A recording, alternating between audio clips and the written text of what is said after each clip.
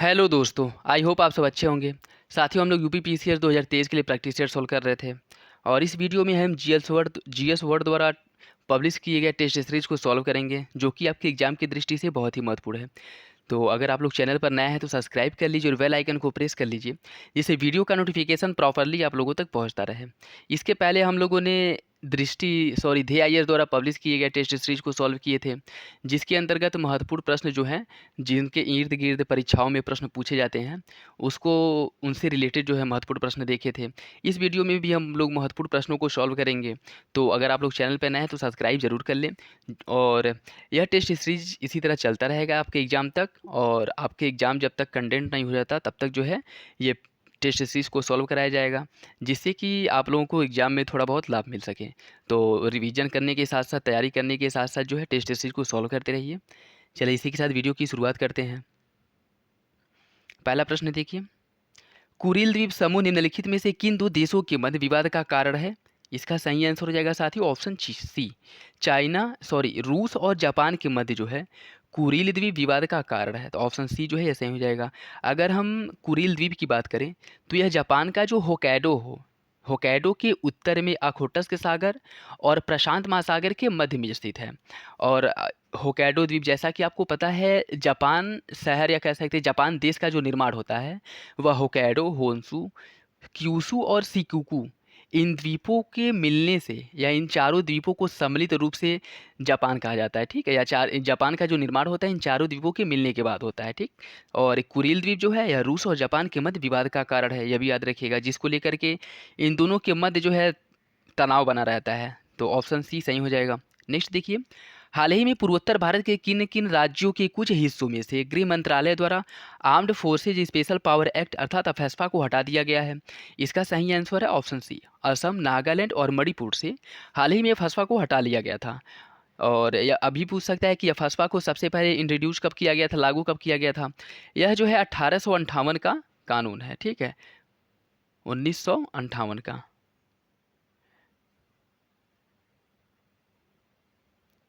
तो इम्पोर्टेंट है, याद रखिएगा। नेक्स्ट देखिए, निम्नलिखित में से किस राज्य के भोक्ता समुदाय को अनुसूचित जाति के सूची से निकाल करके अनुसूचित जनजाति की सूची में शामिल कर दिया गया है? इसका सही आंसर है ऑप्शन बी, झारखंड के देखिए, हाल ही में राज्यसभा में संविधान अनुसूचित जाति और जनजाति आदेश संशोधन विधेयक 2022 पारित किया गया था, जिसके द्वारा झारखंड के भोक्ता समुदाय को अनुसूचित जाति की सूची से निकाल करके अनुसूचित जनजाति की सूची में डाल दिया गया था। तो इसका सही आंसर हो जाएगा ऑप्शन बी।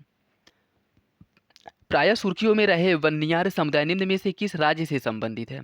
वन्नियार समुदाय का संबंध है तमिलनाडु राज्य से।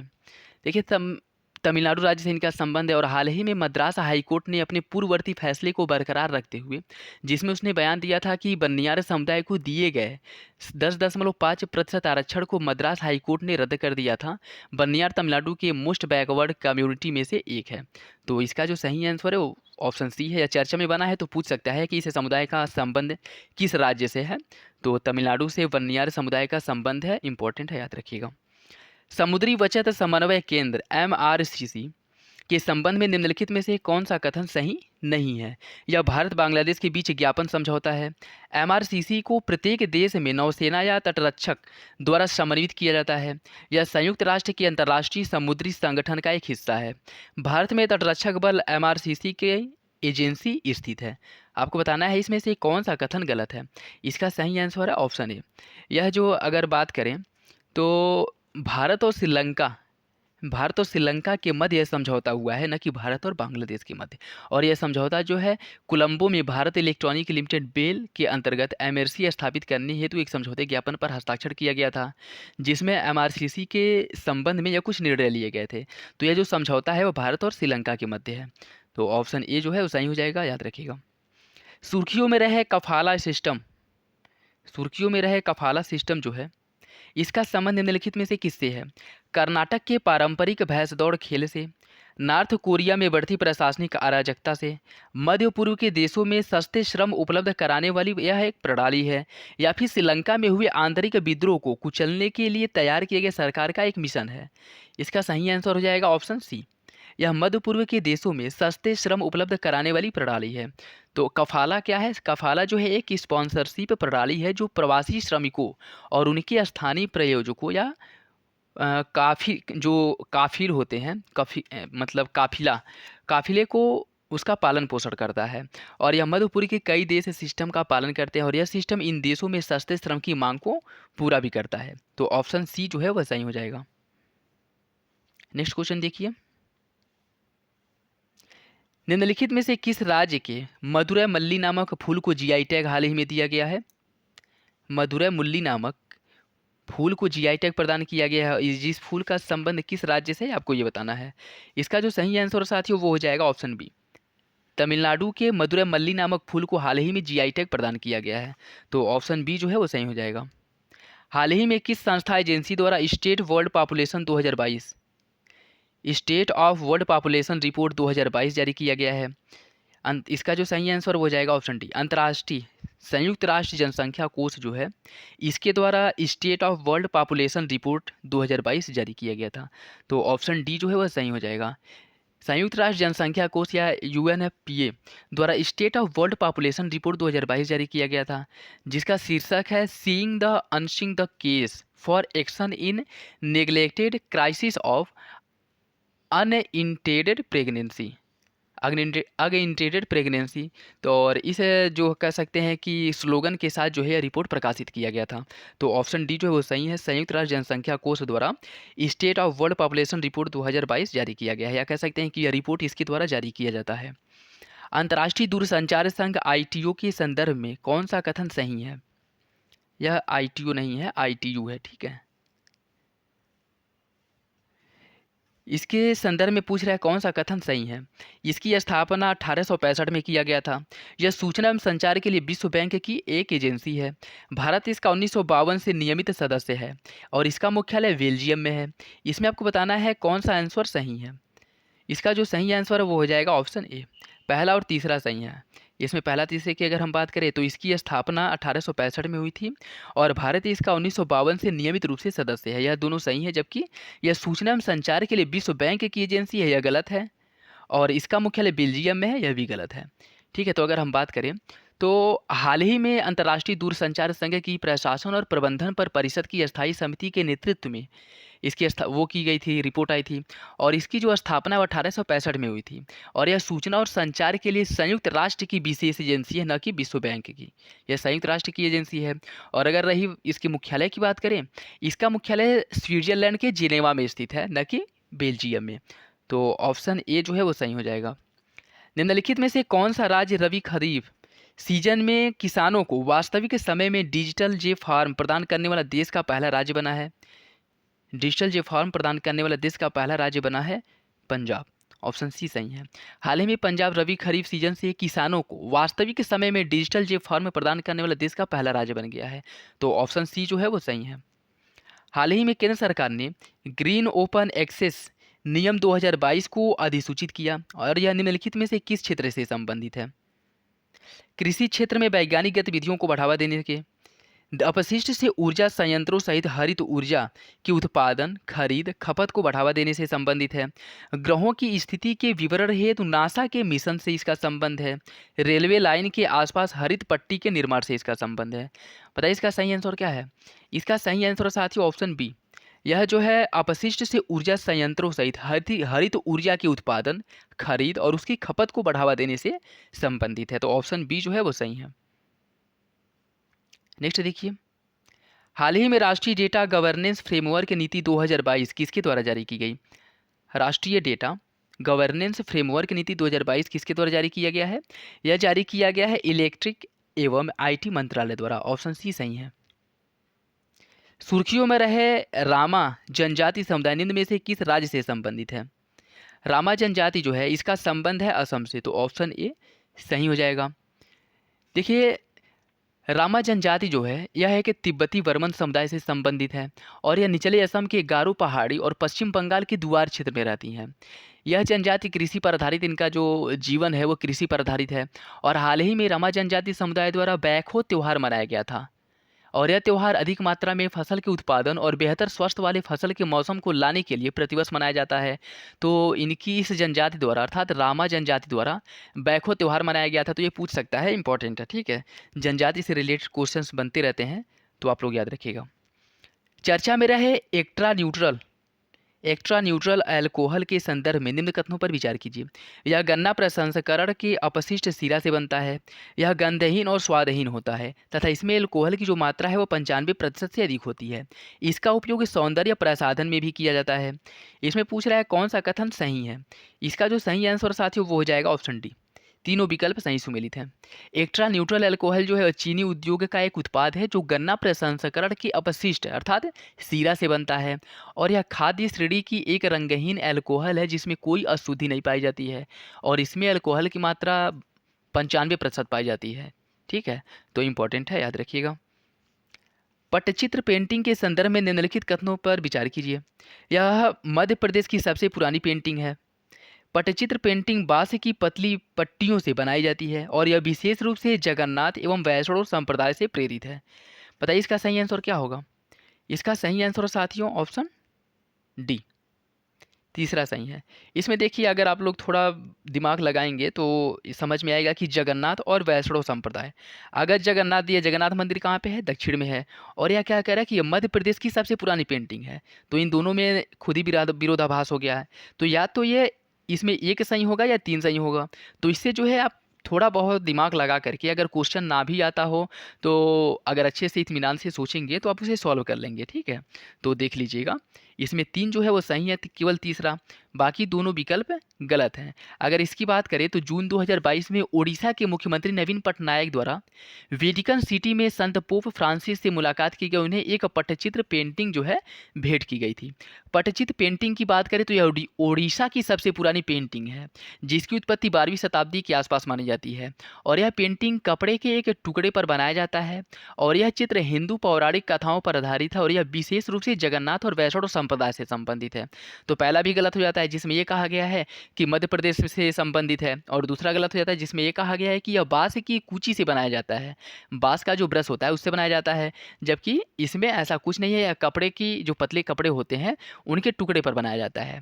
ठीक है, जबकि तीसरा सही है, यह जगन्नाथ और वैष्णव संप्रदाय से संबंधित है। तो ऑप्शन डी जो है वो सही हो जाएगा। नेक्स्ट देखिए, निम्नलिखित में से भारत के किस राज्य में हाल ही में पहले ग्रीनफील्ड अनाज आधारित इथेनॉल संयंत्र ने कार्य करना शुरू कर दिया है। इसका सही आंसर है ऑप्शन बी, बिहार में। देखिए बिहार में भारत के पहले ग्रीनफील्ड अनाज आधारित इथेनॉल संयंत्र ने कार्य करना शुरू कर दिया है और 2021 में केंद्र सरकार द्वारा बिहार के इथेनॉल उत्पादन और संवर्धन नीति 2021 को मंजूरी देने के बाद यह पहला संयंत्र बिहार में स्थापित किया गया था। तो इम्पोर्टेंट है। नेक्स्ट देखिए, निम्नलिखित में से कौन सा नार्डिक देश में शामिल नहीं है। कौन देश नार्डिक देश के अंतर्गत नहीं आता है, ये आपको बताना है। डेनमार्क, स्वीडन, फिनलैंड या मैक्सिको। कोड के हिसाब से आपको इसका चयन करना है। इसका जो सही आंसर साथियों वो हो जाएगा ऑप्शन डी। ठीक है, इसमें पूछ रहा है कौन नार्डिक देश के अंतर्गत आता है, तो इसमें आपका डेनमार्क, स्वीडन और फिनलैंड, यह तीनों देश जो है नार्डिक देश के अंतर्गत आते हैं, जबकि मैक्सिको नहीं आता है। ठीक है, यह तीनों का है, तीनों यूरोपियाई देश हैं, जबकि मैक्सिको आपके उत्तरी अमेरिका के नीचे स्थित है।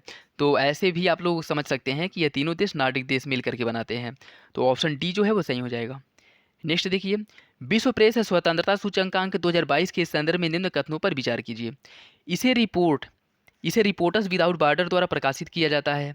इस सूचकांक में भारत 180 देशों में 150वें स्थान पर है। आपको बताना है कि कौन सा कथन इसमें सही है। इसका जो सही आंसर साथियों वो हो जाएगा ऑप्शन सी, पहला और दूसरा दोनों सही हैं। विश्व प्रेस स्वतंत्रता सूचकांक 2022 जिसका प्रकाशन एक गैर लाभकारी संगठन रिपोर्टर्स विदाउट बॉर्डर्स द्वारा किया जाता है और 2022 के विश्व प्रेस स्वतंत्रता सूचकांक में कुल 180 देशों को शामिल किया गया था, जिसमें से भारत का स्थान 150वां है। पिछले वर्ष की अगर बात करें तो पिछले वर्ष भारत 142वें स्थान पे था और इस वर्ष इसकी रैंकिंग में 8 स्थानों की गिरावट आई है और यह 150वें स्थान पे पहुंच गया है। तो कम से कम 2 वर्षों की रैंकिंग आप लोग किसी भी इंडेक्स का देख लीजिएगा और 2 वर्षों के इंडेक्स से क्वेश्चंस जो है वो बनने की संभावनाएँ रहती हैं और बनती भी हैं।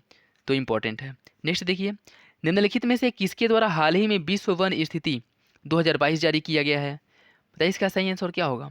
इसका जो सही आंसर है साथियों, वो हो जाएगा ऑप्शन सी, खाद्य एवं कृषि मंत्रालय द्वारा हाल ही में जो है विश्व वन स्थिति रिपोर्ट 2022 जारी किया गया। देखिए हाल ही में खाद्य कृषि मंत्रालय FAO ने विश्व वन स्थिति रिपोर्ट 2022 जारी किया। और खाद्य एवं कृषि मंत्रालय प्रत्येक 2 वर्ष के अंतराल पर यह रिपोर्ट जारी करता है। तो यह भी इम्पोर्टेंट है, याद रखिएगा। और इस रिपोर्ट की अगर हम कुछ बात करें तो यह विगत 30 वर्षों में वनों को होने वाली क्षति की हिस्सेदारी 10% से 35% बढ़ गई है और बढ़ती जनसंख्या पर्यावरण पर प्रभाव डाल रही है। अतः इन सबको मतलब जनसंख्या का या कह सकते हैं कि मानव हस्तक्षेप का पर्यावरण के ऊपर क्या प्रभाव पड़ रहा है, इन सबको जो है सम्मिलित रूप से इसमें सूचीबद्ध किया गया है। तो इसका सही आंसर हो जाएगा ऑप्शन सी, खाद्य एवं कृषि संगठन। स्मार्ट सिटी मिशन के संदर्भ में निम्नलिखित कथनों पर विचार कीजिए। यह केंद्र प्रायोजित योजना है। इसके अंतर्गत स्मार्ट शहर के रूप में विकसित होने वाले 500 शहरों को शामिल किया गया है। इस मिशन का उद्देश्य है बुनियादी ढांचा, स्वच्छ और सतत वातावरण के साथ नागरिकों को उत्तम गुणवत्ता वाला जीवन प्रदान करना। तो आपको ये बताना है कि इसका सही आंसर क्या होगा। गुण के अनुसार जो है आपको चयन करना है। इसका सही आंसर हो जाएगा ऑप्शन डी, पहला और तीसरा सही है। हाल ही में स्मार्ट सिटी मिशन के तहत भारत के 7 स्मार्ट शहरों की सूची जारी की गई है, जिसमें भोपाल, सूरत, भुवनेश्वर, उदयपुर, अहमदाबाद, वाराणसी और इंदौर को शामिल किया गया है। इसमें उत्तर प्रदेश से भी एक शहर शामिल है, याद रखिएगा, वाराणसी को इसमें शामिल किया गया है। और स्मार्ट मिशन की शुरुआत 2015 में की गई थी, जो एक केंद्र प्रायोजित योजना है। और यह जो है 6 मूलभूत सिद्धांतों के आधार पर स्मार्ट शहरों को विकसित करती है और इसकी रैंकिंग प्रदान करती है। और इसके अंतर्गत 100 शहरों को इसमें शामिल किया गया है, जबकि इसमें क्या दिया है, इसमें दिया है कि इसमें 500 शहरों को शामिल किया गया है। ठीक है, यही गलत है क्योंकि इसमें 100 शहरों को शामिल किया गया है। तो इंपॉर्टेंट है, देख लीजिएगा। नेक्स्ट देखिए, हाल ही में इंटरनेशनल डार्क स्काई वीक का आयोजन 20 से 30 अप्रैल को किया गया। 22 से 30 अप्रैल के मध्य किया गया। यह निम्नलिखित में से किससे संबंधित है? इसका जो सही आंसर साथियों वो हो जाएगा ऑप्शन डी, प्रकाश प्रदूषण के नकारात्मक प्रभाव के बारे में जागरूकता बढ़ाने वाले कार्यक्रम। यह जो है जागरूकता बढ़ाने वाला एक कार्यक्रम है प्रकाश प्रदूषण से संबंधित। तो ऑप्शन डी जो है वो सही है। हाल ही में 6ठे अंतर सरकारी परामर्श का पूर्ण सत्र बर्लिन में संपन्न हुआ। निम्न में से किस देश के साथ स्वच्छ ऊर्जा को बढ़ावा देने के लिए 10.5 अरब डॉलर के हरित समझौते पर हस्ताक्षर किया गया है? बताइए इसका सही आंसर क्या होगा। इसका सही आंसर साथियों ऑप्शन सी, जर्मनी के साथ जो है यह समझौता किया गया है। हाल ही में भारत और जर्मनी ने स्वच्छ ऊर्जा के उपयोग को बढ़ावा देने के लिए 10.5 अरब डॉलर के हरित समझौते पर हस्ताक्षर किया है, जिसका मुख्य उद्देश्य है भारत और जर्मनी के मध्य द्विपक्षीय व्यापार को बढ़ावा देना। इसके साथ साथ जो है यह ग्रीन फील्ड में मिल करके कैसे काम कर सकते हैं जिससे पर्यावरण को कम क्षति पहुँचे। ठीक है, और यह जो है COP26 जो आपके ग्लासगो में संपन्न हुआ था, इसमें जो है भारत और जर्मनी ने जलवायु लक्ष्यों की घोषणा की थी और इस घोषित जलवायु लक्ष्य की अवधि को 2030 में समाप्त करने की बात की गई है। ठीक है, तो इम्पोर्टेंट है, याद रखिएगा।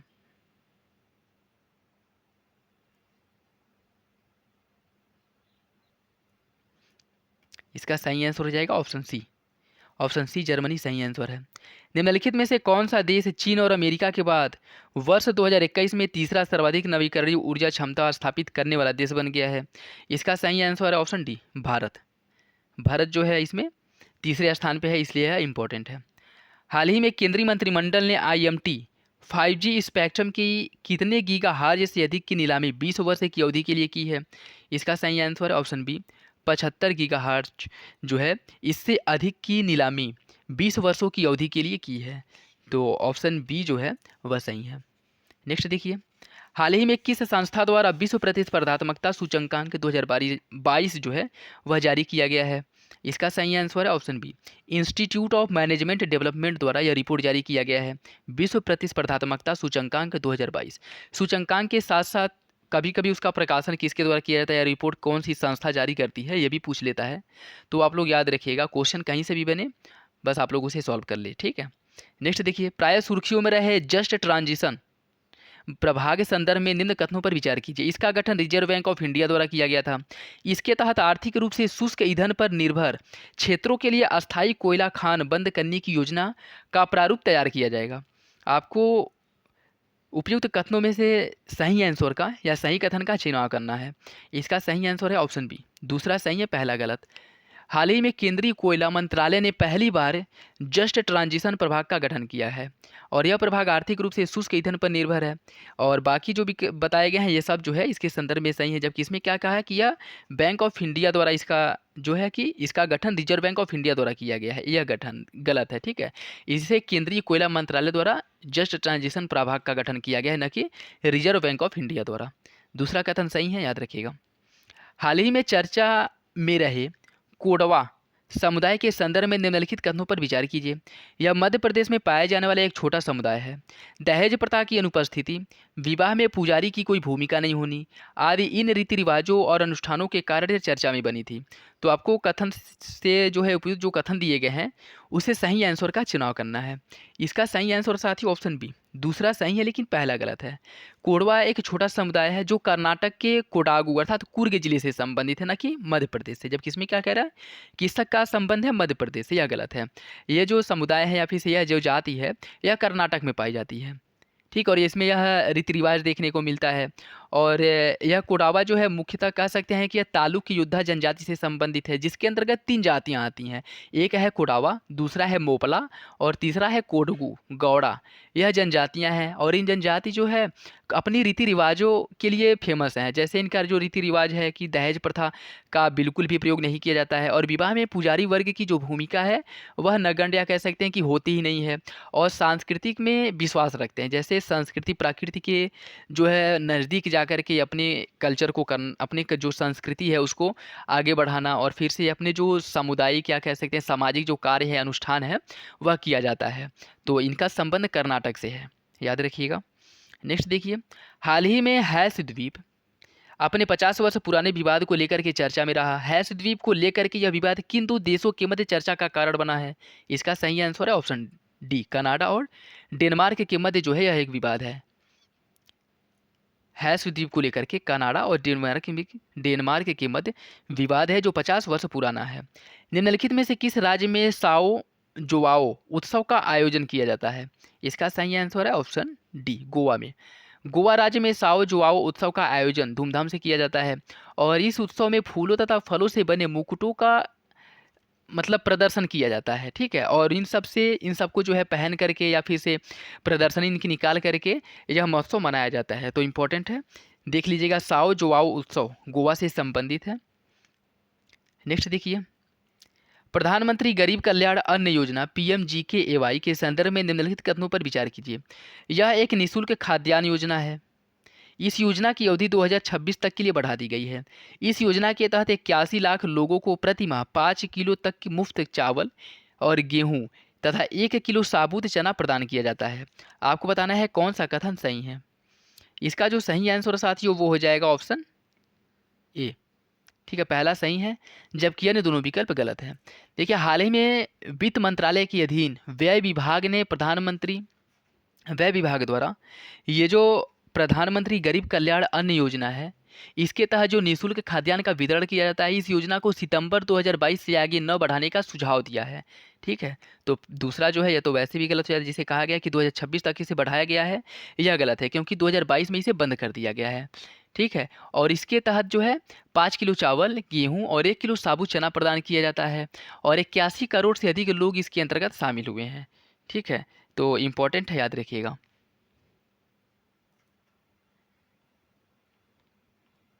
हाल ही में सुर्खियों में रहा हर्मिट क्या है? हर्मिट चींटियों की नई प्रजाति है, नई पीढ़ी का कोविड वैक्सीन, ऑपरेटिंग सिस्टम को प्रभावित करने वाला स्पाईवेयर या फिर नासा का बुध ग्रह के लिए मिशन। इसका सही आंसर है ऑप्शन सी। हर्मिट जो है ऑपरेटिंग सिस्टम को प्रभावित करने वाला एक स्पाईवेयर है, मतलब कह सकते हैं स्पाईवेयर मालवेयर एक प्रकार का जो है त्रुटि, मतलब वो जो कह सकते हैं कि किसी को हैक करने के लिए प्रयोग किया जाता है, स्पाईवेयर सॉफ्टवेयर जो होते हैं वही है। तो ऑप्शन सी जो है वो सही है। हाल ही में आवासन एवं शहरी कार्य मंत्रालय ने प्रधानमंत्री आवास योजना शहरी की कौन सी वर्षगांठ मनाई है? इसका सही आंसर साथियों ऑप्शन बी, 7वीं वर्षगांठ मनाई है। इसकी शुरुआत जो है कब की गई थी? 2015 में इसकी शुरुआत की गई थी। ठीक है, तो इम्पोर्टेंट है। देख लीजिएगा। और वीडियो अगर अच्छा लगे तो लाइक करना बिल्कुल भी ना भूलें, और चैनल पर नए हैं तो सब्सक्राइब जरूर कर ले, आप लोगों से रिक्वेस्ट है। निम्नलिखित में से किन किन गतिविधियों में भारतीय मानक ब्यूरो BIS को शामिल किया गया है? प्रमाणन में, इको मार्क में, प्रयोगशालाएं सेवाओं में, हॉल मार्किंग में, या फिर से अनिवार्य पंजीकरण योजना में? किन किन योजनाओं में, या कह सकते हैं कि किन किन गतिविधियों में जो है इनको इसको शामिल किया गया भारत मानक ब्यूरो को? तो इसका जो सही आंसर है बताइए क्या होगा? इसका सही आंसर साथियों ऑप्शन डी। इन चार ही गतिविधियों में जो है भारतीय मानक ब्यूरो को शामिल किया गया, चाहे वो प्रमाणन से संबंधित हो, इको मार्क से, प्रयोगशाला सेवाओं से संबंधित हो, हॉल मार्किंग से, या फिर से अनिवार्य पंजीकरण योजनाओं से संबंधित हो। इन सभी गतिविधियों में यह मुख्य भूमिका निभाता है। नेक्स्ट देखिए, केंद्रीय चिड़ियाघर प्राधिकरण CZA के संदर्भ में निम्नलिखित कथनों पर विचार कीजिए। इसकी स्थापना पर्यावरण संरक्षण अधिनियम 1986 के तहत किया गया था। CZA में एक सदस्य सचिव सहित एक अध्यक्ष एवं 10 सदस्य होते हैं। एक सचिव होता है, एक अध्यक्ष और 10 अन्य सदस्य होते हैं।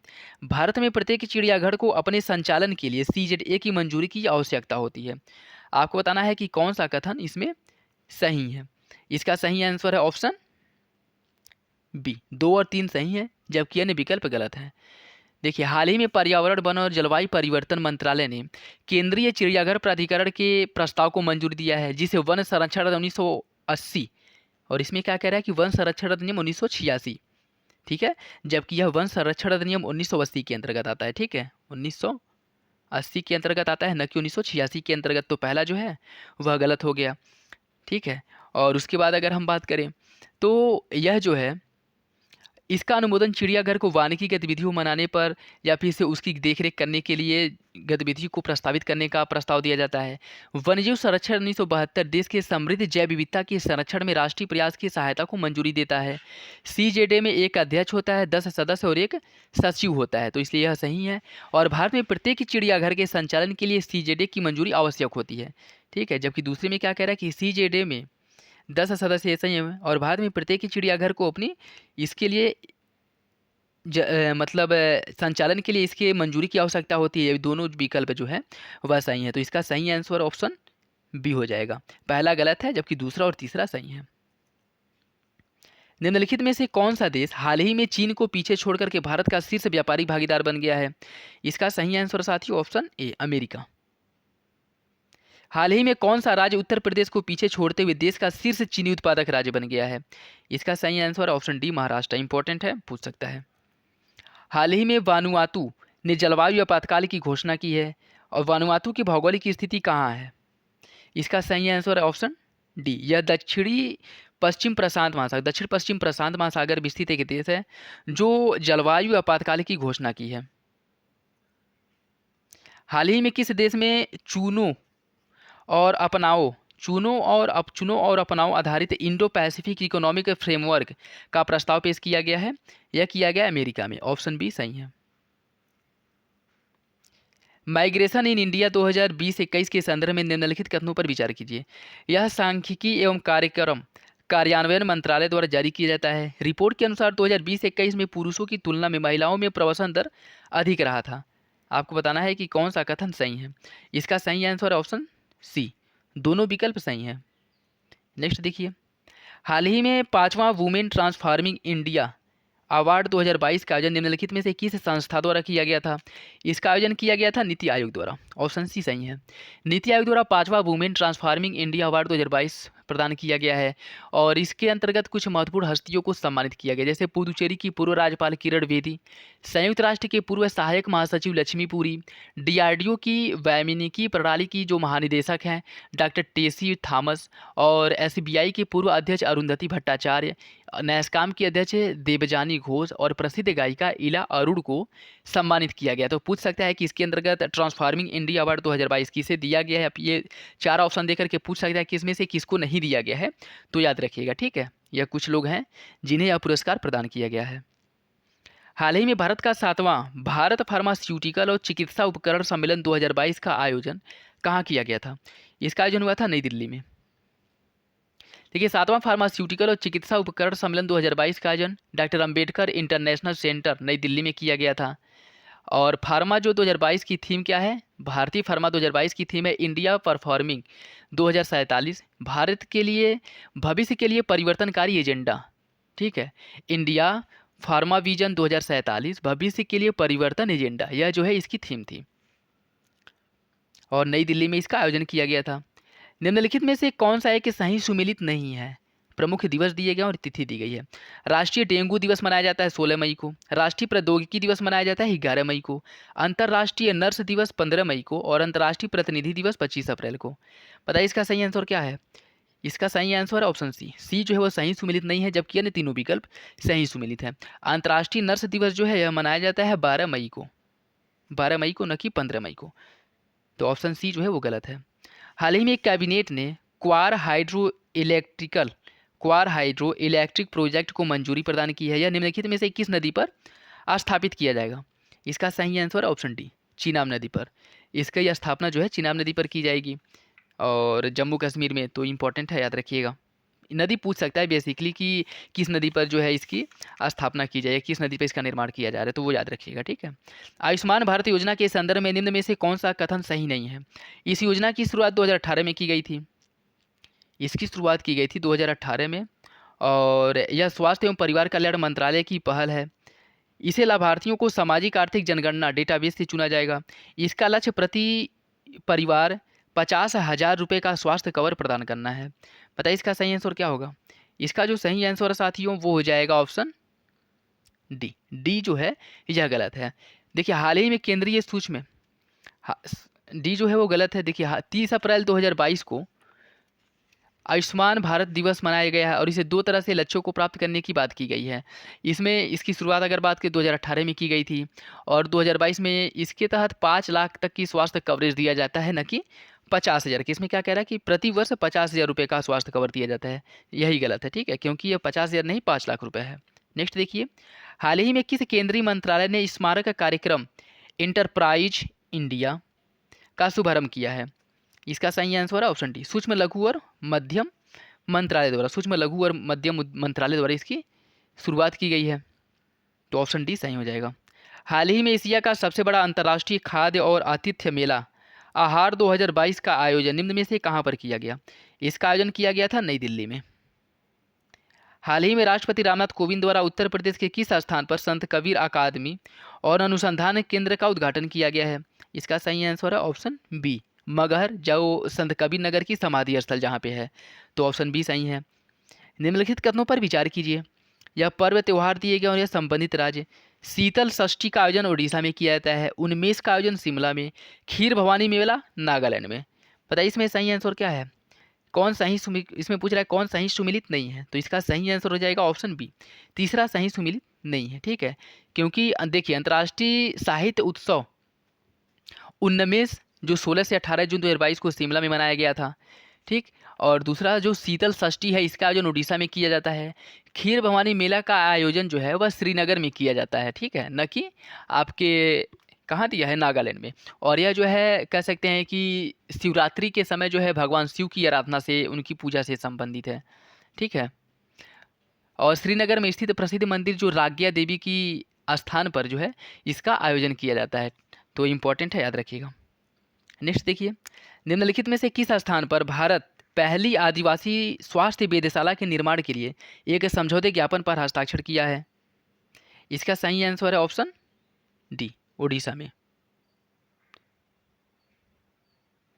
तो इसका सही आंसर हो जाएगा ऑप्शन डी, ओडिशा में जो है इसका आयोजन किया गया था। देखिए भारत की पहली आदिवासी स्वास्थ्य वेधशाला का निर्माण ओडिशा में किया जाएगा और इसके लिए ओडिशा सरकार का SC/ST विभाग ने क्षेत्रीय चिकित्सा अनुसंधान केंद्र भुवनेश्वर की आदिवासी स्वास्थ्य वेधशाला की स्थापना के लिए समझौता किया है, ठीक है। तो इम्पोर्टेंट है, याद रखिएगा।